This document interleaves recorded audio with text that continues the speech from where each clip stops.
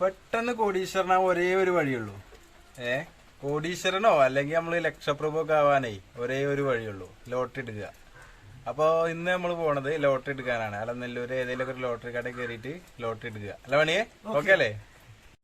ഇനിയിപ്പോ നമുക്ക് ഒരു 5000 ഉറുപ്പ്യ അടിക്കാൻ എഴുതി. ഒന്ന് അനക്ക് എന്താ വേണ്ടത് ചെലവ്? ലോട്ടറിയിൽ പോയിട്ട്